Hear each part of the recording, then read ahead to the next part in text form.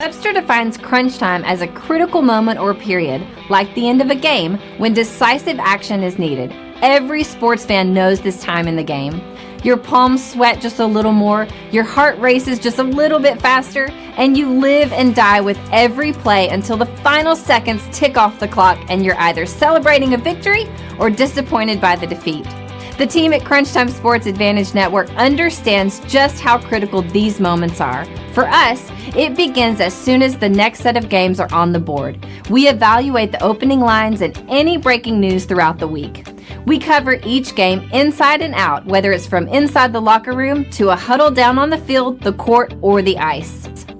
We take you inside the meeting room with scouts, coaches, and executives. We have our fingers on the pulse of all the sports that we cover: the National Hockey League, NBA, college basketball, college football, and the National Football League. We are the Crunch Time Sports Advantage Network, and we're here to help you find your sports advantage.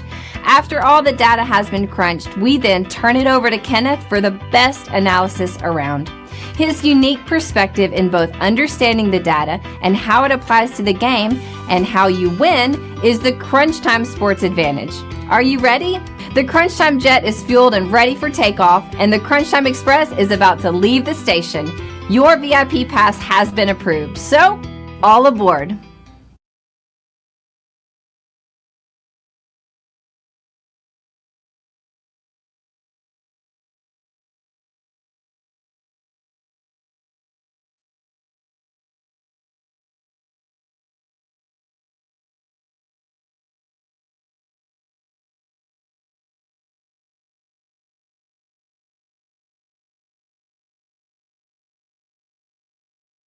Welcome to the 2024 College Football Autopsy Report. An autopsy report is a document that summarizes the findings of an autopsy, an examination of a body after death. It includes details of the examination, tests, and observations performed, as well as the cause and manner of death. Just like a real autopsy report, the Crunch Time Sports Advantage Network College Football Autopsy Report examines a team's body of work after the season has concluded. This report includes a review of the team's season wins total and whether they met expectations, key offensive, defensive, and special teams metrics that shaped the season, a deep dive into coaching decisions, including situational play and fourth down aggressiveness, a final season grade evaluating execution, performance in key moments, and consistency, the final verdict analyzing what went right, what went wrong, and what must be fixed for 2025. With the 2024 season in the rearview mirror, it's time to examine the patient. To present the findings, we have called in our chief medical examiner and senior analyst, Kenneth. Coming up in this episode, we will be examining the Baylor Bears. Baylor finished with the 8-5 record and 6-3 in the Big 12. Head coach Dave Aranda in his fifth season had a bounce back season after going 3-9 in 2023. Ladies and gentlemen, let's pick up right there where Tina left off, and we're going to examine the 2024 Baylor Bears. And there's a lot to like about what we saw from this team. So let's start right there with the betting handicap. This team had a betting market early on in the summer of 5.5. This team absolutely went over that, winning 8 regular season games. So blowing past that season win total by 2.5 games. Fantastic job there by Dave Aranda. When we look at our in-season metrics on how are we going to come up with what the win total should have been for this team, we have 3 components that we look at. And when we crunch all of that data, we come out with a season win total of 8.2. So technically, they didn't meet that projection, winning 8 games, but that's due to a rounding issue. So close enough to where we feel pretty good and solid about how we saw this Baylor Bear team in all 3 of those metrics, which they either met or slightly exceeded those numbers. Now, let's get to the offense here. Before we do, let me back up here and go to the strength of schedule and strength of record. As we always like to talk about, your strength of record, who is on your schedule, and then your strength of record is how well did your opponents do throughout the 2024 season. So strength of schedule, this team had the 43rd toughest schedule in the FBS at .475. Now, their strength of record, just a little bit better at their opponent's winning percentage, 55.3, 55th best in the FBS. When you think about it, 68 Power Four teams, I should say, including Notre Dame in the four major conferences. That is about as solid of a schedule as you're going to get. And we're going to go through that schedule just a little bit here. Key takeaway from Baylor. While they met their win total, fell short of maximizing their full potential. A strong offense was offset by inconsistencies in close games and struggles in key defensive moments. Let's start right there with the offense. I want to take a look at their offense. Tina, if you can pull that next slide for me. How good were the defenses that this team faced? We'll get to the breakdown here in a moment of how their offense looked overall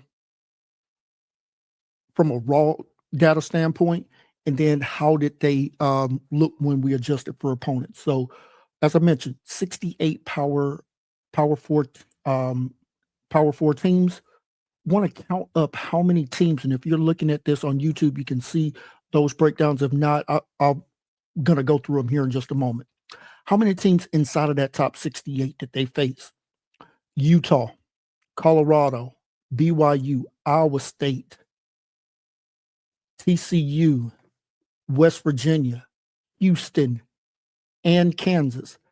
8 defenses that ranked inside of our top 68 from a defensive power ranking standpoint.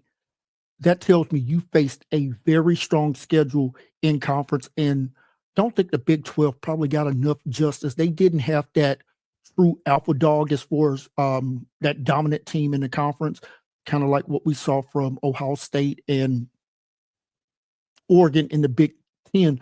But the Big 12, probably a little bit undervalued when we look at it from that standpoint.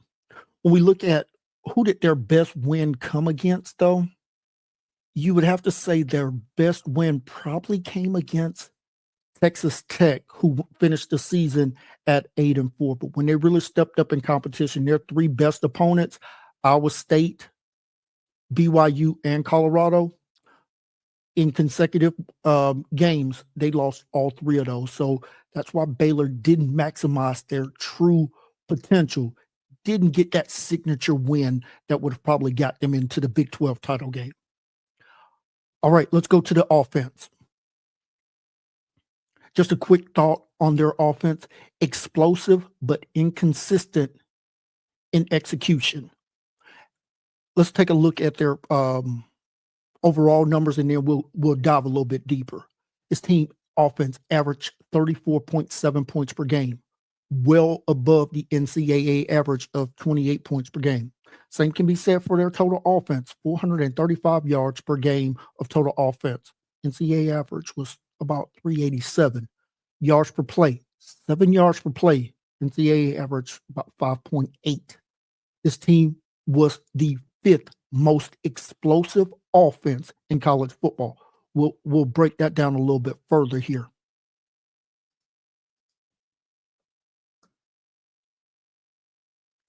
This team also was a very balanced offense. 260 yards passing, 213 yards rushing. This team was also, when we look at from an efficiency standpoint, make sure I'm looking at them right here. All right, looks like we have them at 18th. No, 14th for efficiency, and looks like they were 18th in effectiveness. So offense really good. I'll get into those numbers here in just a moment. Where this offense was a little bit weak, and really this is just on the offense, but in close games, this team really struggled. 1-2 in one-score games. Another weakness, they relied on the big plays rather than sustaining drives. And then finally, a little bit below average when we talk about third down conversion rates here.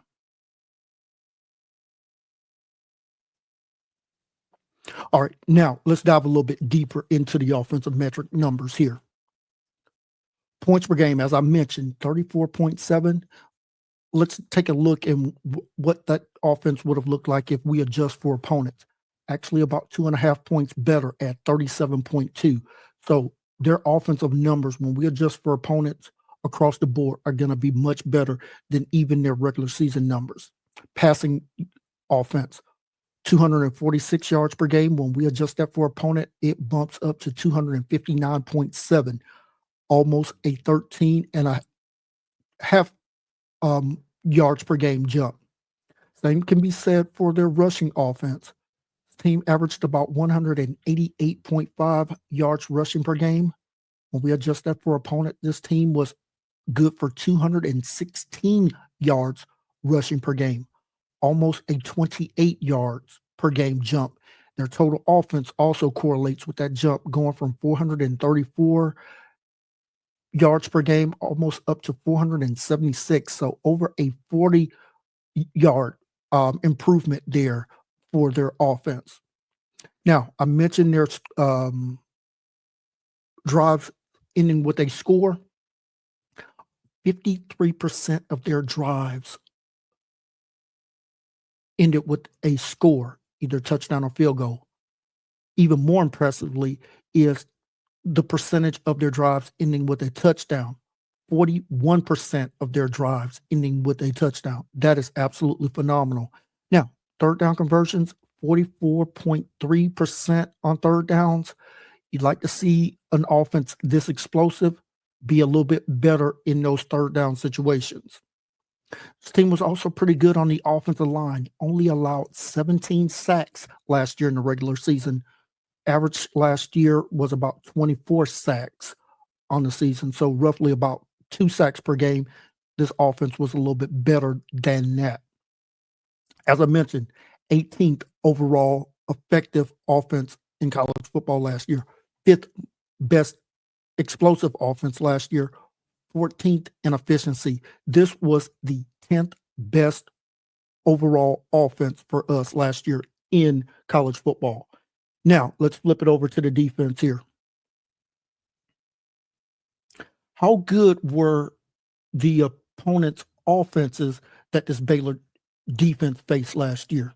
Again, we'll judge it based on playing in the top 68 offenses or better. So when we look at it, and if you're watching this on YouTube, you can see it. If not, I'll walk through it for our podcast listeners. Colorado, 14th. BYU, 41st. Iowa State's offense, 16th. Texas Tech was the 9th best scoring offense last year. Oklahoma State, 57th. TCU, 17th. West Virginia, 36th. And then finally ending the season with Kansas at 23rd. This Baylor defense faced 8 out of their 12 opponents were inside of the top 68 last year. So week in and week out, this Baylor defense was being tested.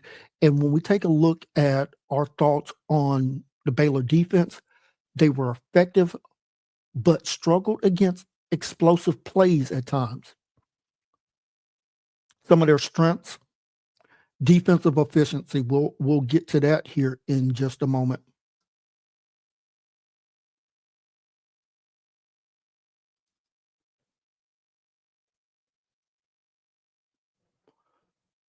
They were solid against the pass, giving up looks like about 215 yards per game passing. Make sure I'm looking at that correctly here.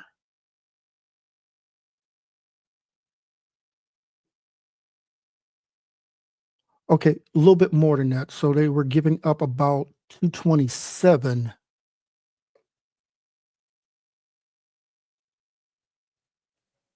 Okay, 227 yards per game passing. But still, that is phenomenal defense. And scoring wise, this team was giving up, looks like about 25 points per game, if I rounded that correctly. So let's dive a little bit deeper into those defensive numbers here.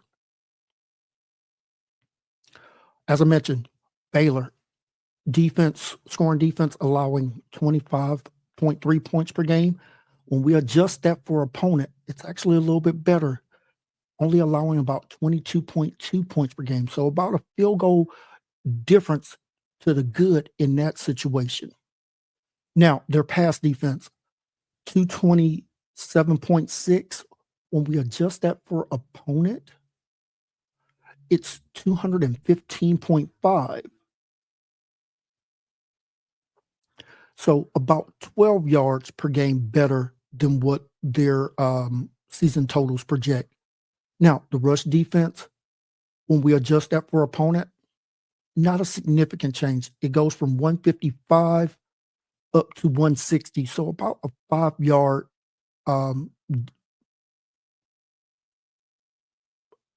decrease there. So not a big deal as far as that. And then when you look at their total yardage, goes from 280, let's call it 283 down to 376. So in a league that really still loves to throw the ball around, that's not a bad number there. Okay, now their defense. Opponents ending drives with points, whether it's a field goal or touchdown, 34% of their opponents' drives ended with a score. Now, the average is about 40%. So really good job there by their defense. Drives ending with a touchdown. Average team drives ending with a touchdown is about 28.7%. This defense, 23.2%. So phenomenal there. And then this defense did a fantastic job of opponents converting on third downs. Averages about 39%. This defense performed at a 33.7% clip as far as allowing their opponents to convert on third down. So phenomenal job there. Got to get to the quarterback just a little bit more. Now, they did have 21 sacks. Average team had about 23, it looks like, or 24. Let me make sure I'm looking at that correctly. Okay, so 24, it looks like.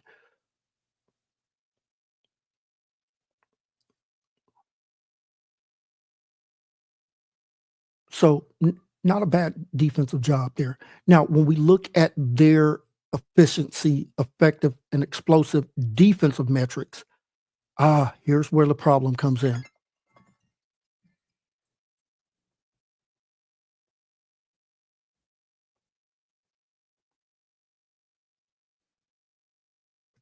So that defense in effectiveness was 63rd, explosiveness 64th, and efficiency 47th. This was the 58th best defense for us last year. So we got some gaps there, and we'll talk about where some of those gaps come from. Now, let's flip it over to, we talked about coaching.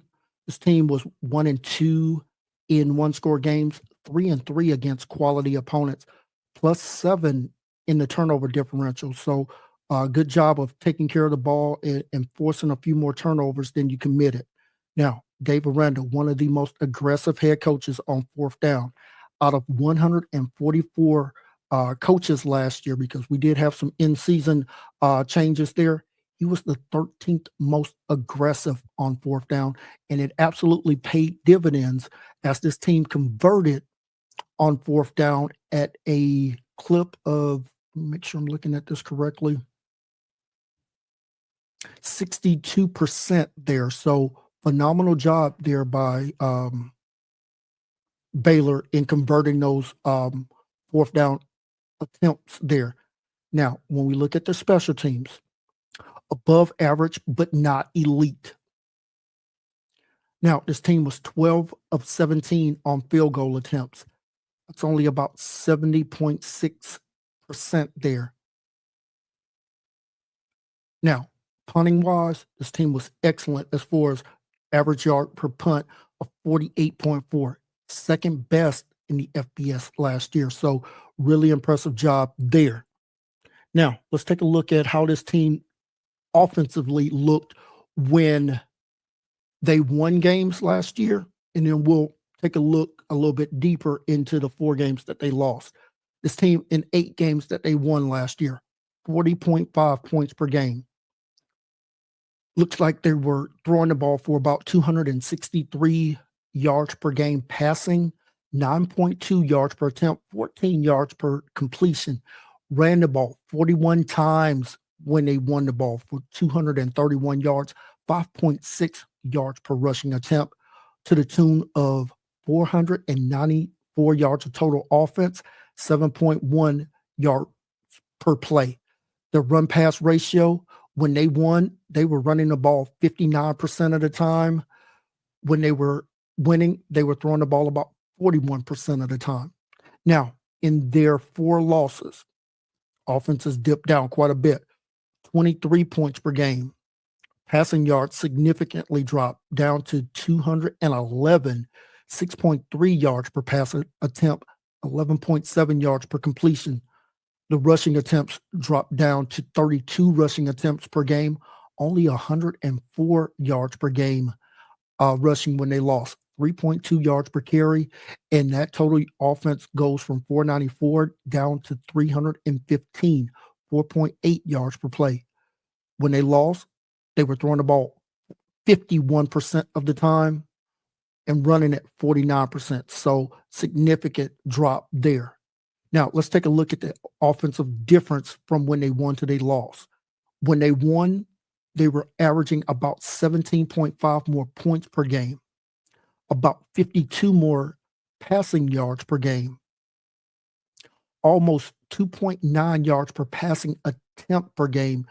And folks, here's the biggest difference: 9 more rushing attempts, 127 yard rushing per game difference, almost 2.4 yards per rushing attempt differential. In the total offense, about 179 yards per game difference.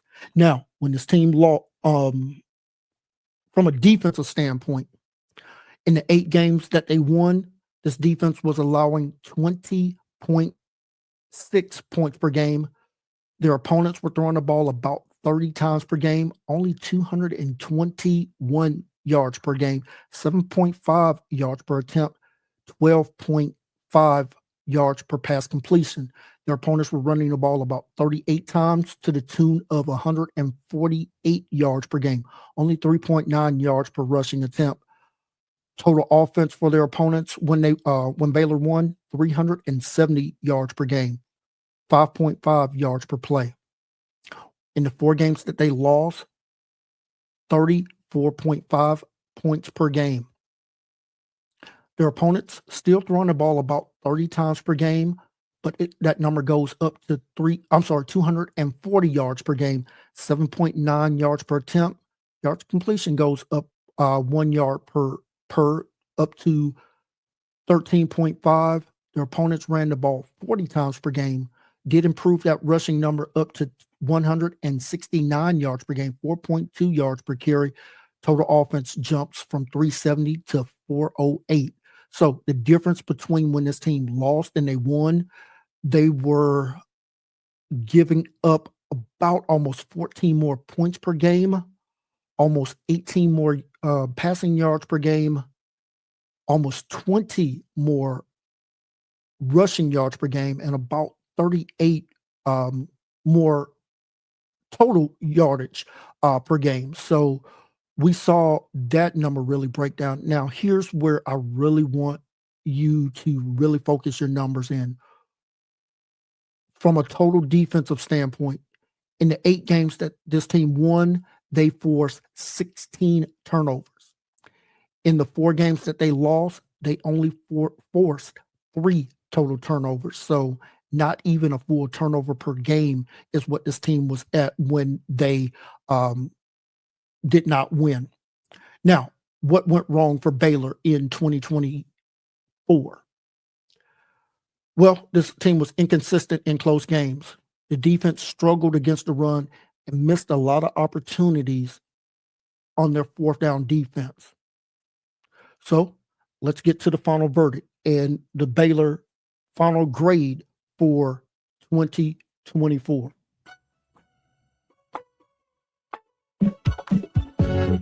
The Baylor Bears will wind up with a grade of B+.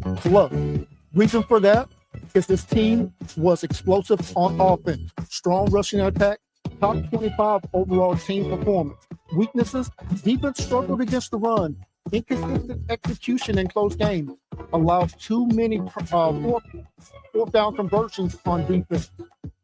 Baylor was a solid team, but lacked consistency in crucial moments, which cost them a chance at a higher bowl placement.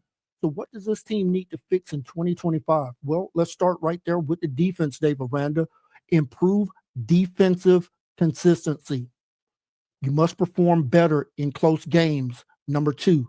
And then number 3, you got to reduce your opponent's 4th down conversion rate.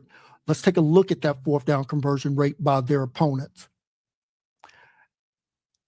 Baylor's opponents attempted 27 4th down conversions. They converted 18 of them.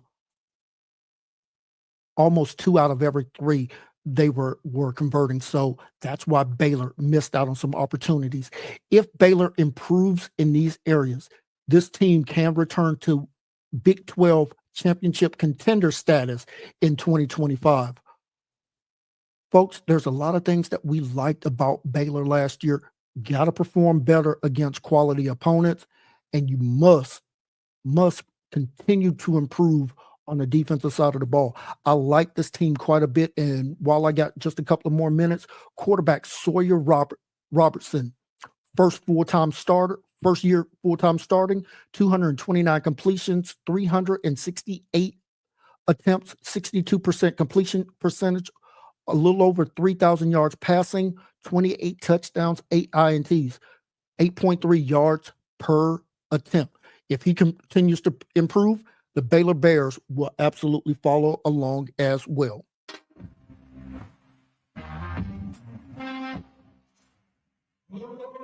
Thank you for tuning into this podcast.